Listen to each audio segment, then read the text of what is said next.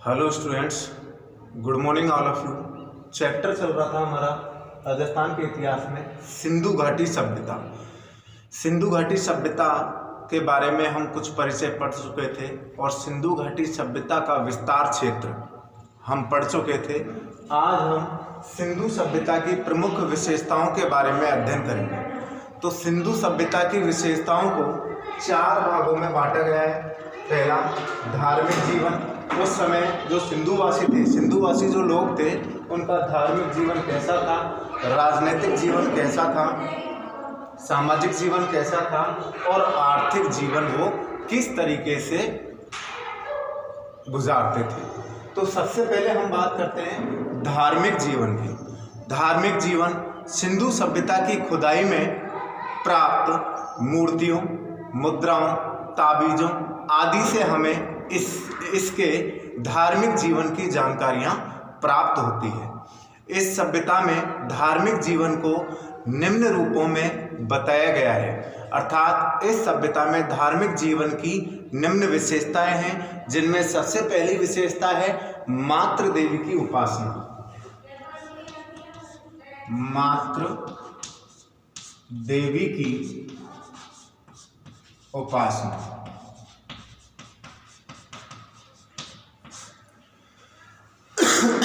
सिंधु सभ्यता की खुदाई में अनेक मूर्तियां मिली, जिनसे ज्ञात होता है कि सिंधुवासी मातृ देवी की पूजा करते हैं। इसमें एक मूर्ति में एक नारी के गर्भ से एक वृक्ष निकलता हुआ दिखाया गया है। इसमें एक मूर्ति में नारी के गर्भ से एक वृक्ष निकलता हुआ बताया है या दिखाया गया है। हुआ दिखाया गया है, ठीक है, जिसे सिंधुवासी मातृ देवी के रूप में पूजते हैं। जिसे सिंधुवासी मातृ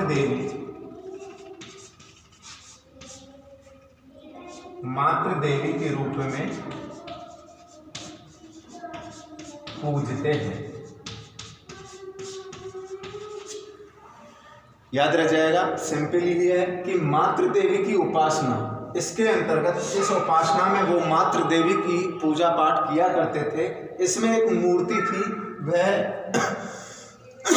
मूर्ति मिली जो कि नारी के गर्भ से वृक्ष को निकलता हुआ उसे दर्शाया गया है, दिखाया गया है। उस वृक्ष को ही या नारी के गर्भ से निकलते हुए वृक्ष को ही यहाँ संज्ञा दी मातृ देवी की, और मातृ देवी के रूप में उसकी पूजा की जाने लगी। नेक्स्ट आती है दूसरी, शिव की उपासना। देखिए, शिव की उपासना में क्या था।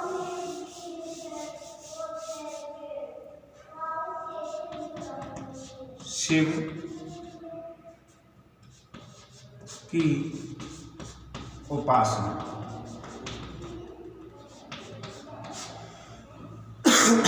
सिंधु प्रदेश में खुदाई के दौरान एक मोहर मिली जिस पर एक देवता की मूर्ति अंकित थी, जिसमें देव पुरुष योगासन में बैठा हुआ था। यहाँ खुदाई में एक मोहर मिली। वो जो मोहर मिली थी, जिस पर एक देवता की मूर्ति अंकित थी, जिस पर एक देवता की मूर्ति अंकित थी, जिसमें देव पुरुष योगासन में बैठा था। जिसमें देव पुरुष योगासन मुद्रा में, योगासन में बैठा था। उस मूर्ति में क्या था, जो देव पुरुष था वह देव पुरुष योगासन, जो योग करते हुए बताया गया है, आपने भी देखा होगा योगासन स्थिति कैसी होती है। तो योगासन मुद्रा में वह देव पुरुष बैठा हुआ था। अतः सर जॉन मार्शल ने इस मूर्ति को शिव की मूर्ति बताया। किसने? सर जॉन मार्शल ने इसे शिव की मूर्ति बताया। तो ये जो देवासन आकृति में देव पुरुष जो था, योगासन आकृति में बैठा हुआ था, उसे शिव मानकर उसकी उपासना करने लगे। तभी से सिंधुवासी शिव के उपासक बने। नेक्स्ट आता है लिंग पूजा।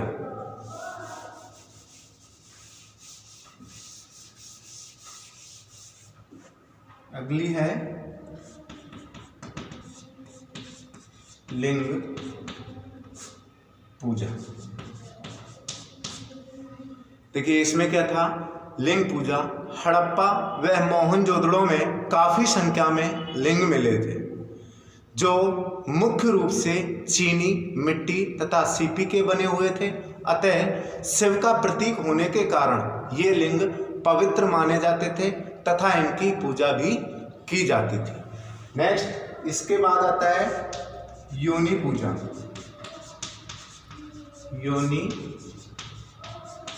पूजा हड़प्पा व मोहनजोदड़ो दोनों में ही काफी संख्या में छल्ले मिले हैं, जो पत्थर, चीनी मिट्टी व सीपी के बने हुए थे। अधिकांश विद्वानों ने इन छल्लों को योनि बताया है या योनि माना है। अतः सिंधुवासी योनि पूजा भी किया करते थे। ये था योनि पूजा। इसके बाद आता है पशु पूजा। पशु पूजा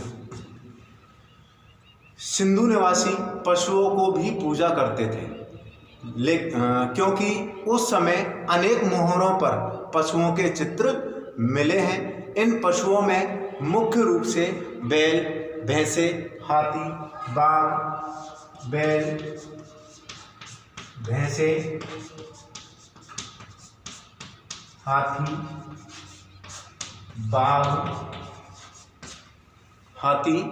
बाघ आदि चित्रित हैं। इसके साथ साथ सिंधु निवासी नाग की पूजा भी किया करते थे। नाग को भी पूजते थे। तो ये था पशु पूजा। इसके बाद आता है वृक्ष पूजा।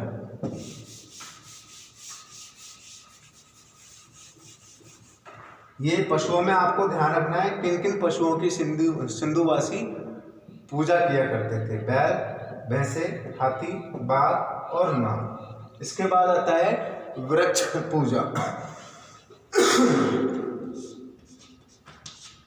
वृक्ष पूजा सिंधु निवासी वृक्षों को भी पूजा करते थे। उस समय की मोहरों पर पीपल के वृक्ष के चित्र अधिकांश मात्रा में मिले हैं। किसके? पीपल का वृक्ष। पीपल के वृक्ष की मोहरें भी काफी मात्रा में मिली हैं। इसलिए माना जाता है कि सिंधु निवासी पीपल के वृक्ष को सबसे अधिक पवित्र मानते थे। पीपल के वृक्ष को सबसे अधिक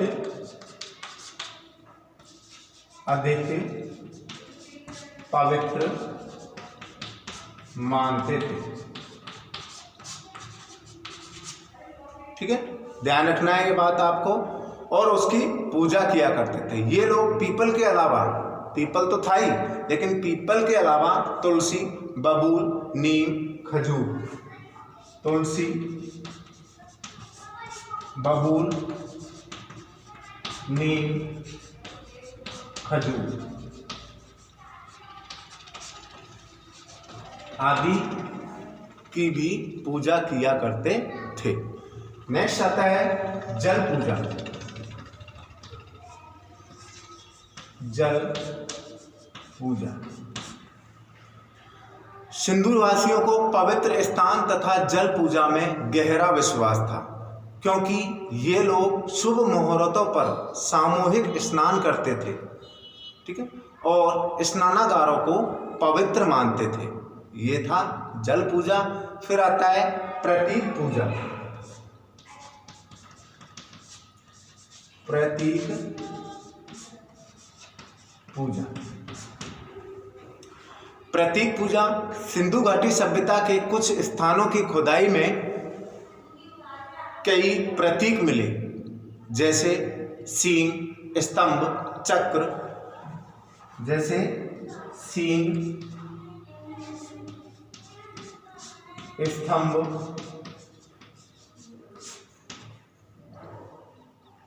जैसे सींग, स्तंभ, चक्र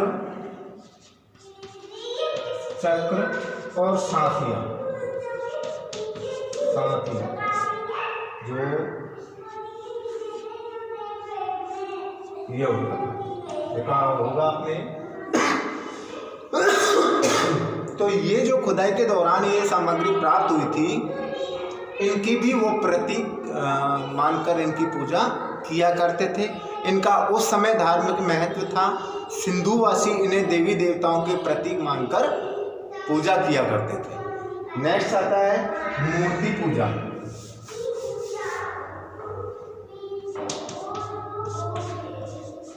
मूर्ति पूजा। मूर्ति पूजा सिंधु वासियों के क्षेत्र में अनेक देवी देवताओं की मूर्ति मिली है, जिससे ज्ञात होता है कि ये लोग मूर्ति पूजा में विश्वास करते थे तथा मूर्ति पूजा किया करते थे। ये था मूर्ति पूजा। फिर आता है जादू टोने में विश्वास। जादू टोने में विश्वास। सिंधुवासी जो लोग थे वो जादू टोने में भी विश्वास किया करते थे। खुदाई में प्राप्त ताबीजों के आधार पर एक ऐसा अनुमान लगाया गया है कि सिंधुवासी भूत प्रेत आदि में विश्वास करते थे तथा उनसे बचने के लिए क्या किया करते थे? ताबीजों का प्रयोग किया करते थे। तो ये था जादू टोने में विश्वास। तो ये हम पढ़ रहे थे धार्मिक जीवन विशेषताओं के अंतर्गत। अब हम पढ़ेंगे राजनीतिक जीवन।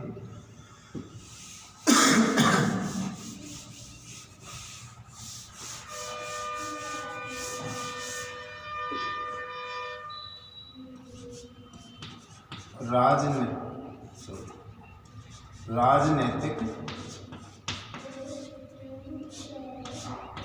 जीवन।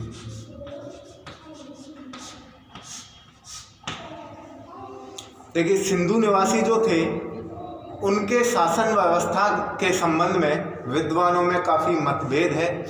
हंटर महोदय के अनुसार मोहनजोदड़ो की शासन व्यवस्था जनतंत्रात्मक थी। हंटर महोदय के अनुसार मोहनजोदड़ो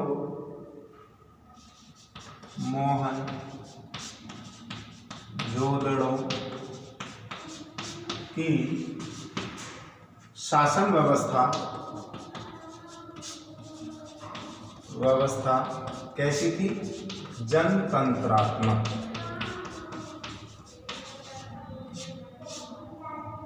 अनुसार मोहनजोदड़ो की शासन व्यवस्था जनतंत्रात्मक थी।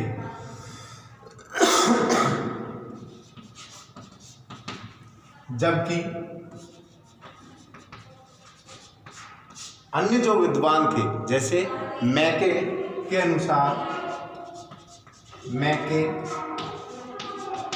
अनुसार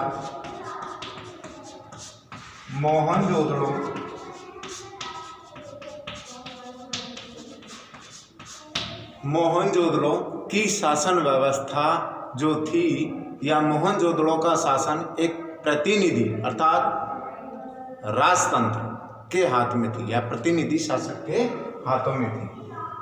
जोदड़ो की शासन व्यवस्था एक प्रतिनिधि शासक अर्थात राजतंत्र भी कह सकते हैं हम इसको, शासक के हाथों में थी।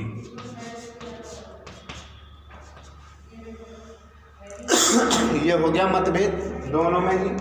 जैसे हंटर महोदय ने तो बताया था कि मोहनजोदड़ो की शासन व्यवस्था जनता के हाथ में थी, अर्थात जनतंत्रात्मक थी। इसी तरीके से मैके ने कहा कि यहाँ की जो शासन व्यवस्था थी वो राजतंत्रात्मक थी, अर्थात एक प्रतिनिधि शासक होता था, उसके अंडर शासन संचालन किया जाता था।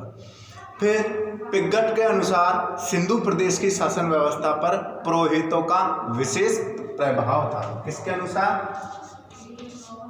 पिगट के अनुसार यहाँ पुरोहितों का शासन था। ये भी मतभेद हो गया एक तरह से। तो यहाँ का शासन हड़प्पा तथा मोहनजोदड़ो दो राजधानियों के द्वारा किया जाता था। जो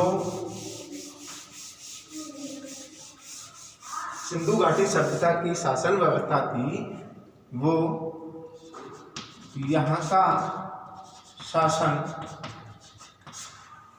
का शासन जो था वह हड़प्पा और मोहनजोदड़ो दो राजधानियों के द्वारा होता था। कहाँ का? सिंधु घाटी सभ्यता शासन हड़प्पा तथा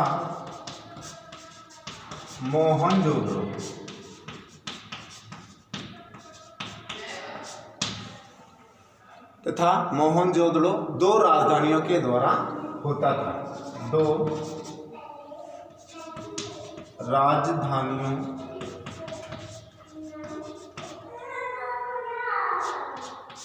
द्वारा होता था। ठीक है। प्रशासनिक सुविधा के लिए सत्ता विकेंद्रीकरण किया गया। इतने बड़े साम्राज्य में 4 प्रमुख क्षेत्रीय केंद्र बने हुए थे। यहाँ 4 प्रमुख क्षेत्रीय केंद्र बने हुए थे। क्यों? विकेंद्रीकरण के लिए। विकेंद्रीकरण हेतु किसका विकेंद्रीकरण? सत्ता का, क्योंकि इतने बड़े क्षेत्र को कोई संभाल नहीं सकता था। और इन चारों में थे हड़प्पा, मोहनजोदड़ो, कालीबंगा और लोथल। हड़प्पा,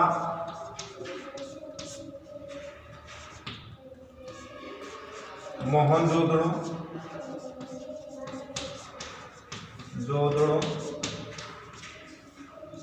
कालीबंगा और लोथल। चारों का नाम ध्यान रखना आपको। अतः अनुमान लगाया जाता है कि नगरों में नगरपालिका जैसी स्वायत्त शासन की कोई व्यवस्था अवश्य रही होगी। नगरों में नगरपालिका जैसी स्वायत्त शासन व्यवस्था अवश्य रही होगी, क्योंकि इस क्षेत्र में नालियों, सड़कों और नगरों आदि का योजनाबद्ध निर्माण किया गया था। सिंधु वासियों का राजनीतिक संगठन, सिंधु वासियों का राजनीतिक जो संगठन था वो काफ़ी उन्नत था या उन्नत रहा होगा। अतः उस समय सिंधुवासी मूल रूप से राजनीति से परिचित थे, उन्हें पता था कि राजनीति कैसे होती है, क्या है। सिंधु क्षेत्र में नगरों तथा भवनों की जो प्लान था, नगरों तथा भवनों के प्लान बनाने वाले कुशल इंजीनियर होते थे उस समय। यहाँ सड़कें भी लगभग 33 फीट चौड़ी बताई गई है और ये एक दूसरे को समकोण पर काटती है। क्या? सड़कें।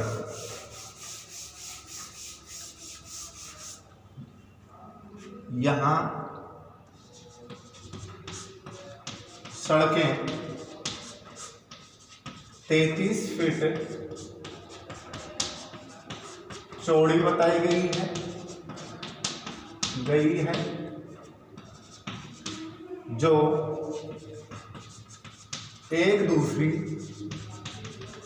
दूसरे को समकोण पर काटती है। कहने का तात्पर्य समझ गए होंगे आप कि चौराहों का भी निर्माण किया गया था एवं कई स्थानों पर स्नानागार भी प्राप्त हुए हैं। इसके साथ साथ उस समय भवन निर्माण कला भी उभरी हुई थी। अतः सारांश में हम यही कह सकते हैं कि सिंधु प्रदेश में राजनीतिक जीवन काफ़ी सराहनीय, उल्लेखित एवं प्रशंसनीय रहा था। यह सिंधु सभ्यता का राजनीतिक जीवन का परिचय था जो हमने पढ़ा था राजनीति से संबंधित। अब आगे आता है सामाजिक जीवन।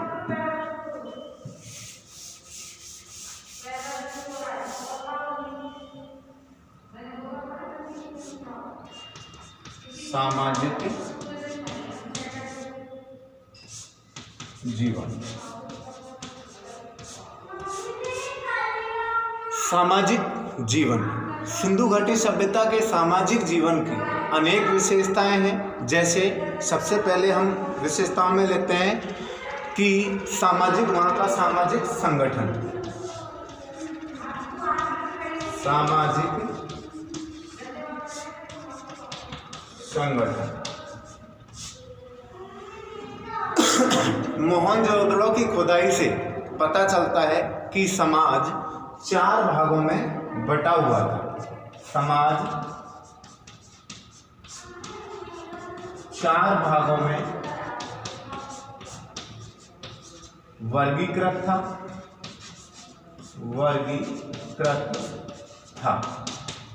ये 4 भाग कौन कौन से थे? देखिए, पहला था विद्वान, दूसरा योद्धा, व्यवसायी और श्रमिक।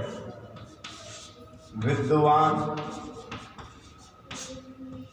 योद्धा, व्यवसायी और चौथा है श्रमिक। ठीक है, इस तरीके से 4 भागों में विभाजित था समाज।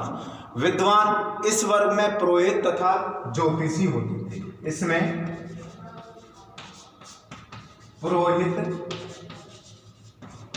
व ज्योतिष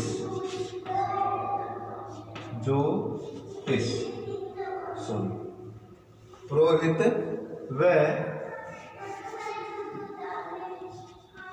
ज्योतिष होते थे।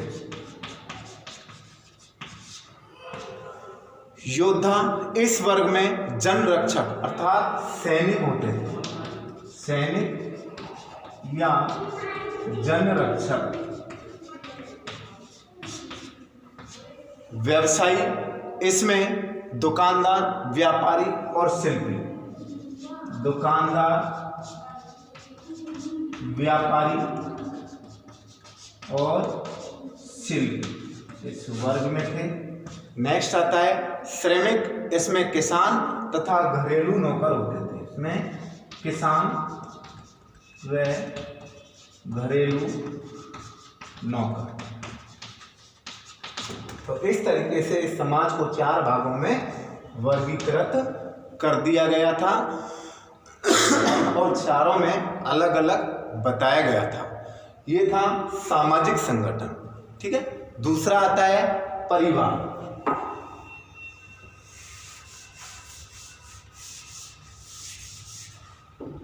दूसरा है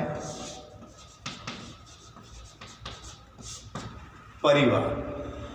देखिए सिंधु काल में परिवार समाज की मूल इकाई होती थी। जो परिवार होती थी यह है समाज की मूल इकाई थी। क्या? परिवार। तो विद्वानों के अनुसार सिंधु सभ्यता में संयुक्त परिवार प्रथा प्रचलित थी। इस सभ्यता में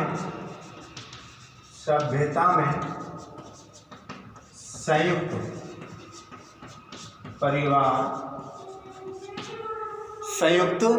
परिवार प्रथा प्रचलित थी। अर्थात पूरा परिवार जो पीढ़ी दर पीढ़ी एक साथ ही रहता था। नेक्स्ट आता है स्त्रियों की दशा। स्त्रियों की दशा। विद्वानों का मानना है कि इस काल में स्त्रियों को सम्मानपूर्ण स्थान प्राप्त था। स्त्रियों में पर्दा प्रथा नहीं थी। पर्दा प्रथा नहीं थी। किस काल में? सिंधु घाटी सभ्यता के काल में पर्दा प्रथा नहीं थी। उन्हें पुरुषों के समान माना गया तथा पुरुषों के समान माना गया। इसके बाद नेक्स्ट है भोजन।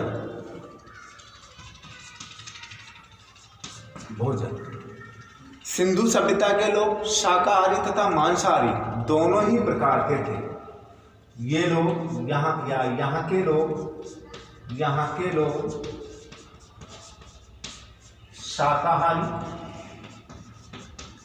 व मांसाहारी दोनों थे। ठीक है, शाकाहारी भी थे और मांसाहारी भी थे। यहाँ भोजन के बाद में आता है वेशभूषा।